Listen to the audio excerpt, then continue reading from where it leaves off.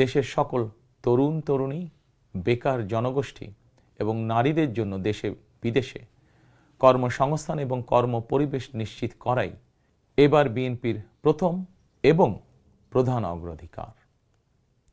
আমি ইশতেহারে উল্লেখিত কয়েকটি বিষয় খুব সংক্ষিপ্তভাবে আজ আবারও দেশবাসীর সামনে তুলে ধরতে চাই।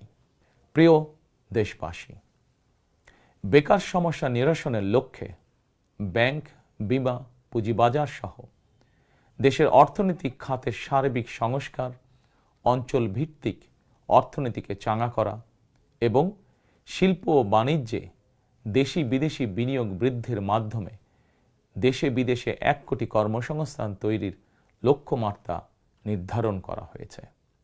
এভাবে পর্যায়ক্রমিকভাবে 1 কোটি কর্মসংস্থান তৈরির লক্ষ্যমাত্রা অর্জনের জন্য কয়েকটি সেক্টরকে বিশেষভাবে চিহ্নিত করে নতুন কর্মসংস্থান তৈরির উপায় এবং কর্মকৌশল নির্ধারণ করা হয়েছে। এরই অংশ হিসাবে দেশব্যাপী কারিগরি এবং ব্যবহারিক শিক্ষা প্রদানের মাধ্যমে বেকার জনগোষ্ঠীকে দক্ষ জনশক্তিতে রূপান্তরিত করা হবে। কলেজ, মাদ্রাসা, বিশ্ববিদ্যালয় বিনামূল্যে স্কিলস ডেভেলপমেন্ট, ফ্রিল্যান্সিং এবং আউটসোর্সিং প্রশিক্ষণ প্রদান করা হবে।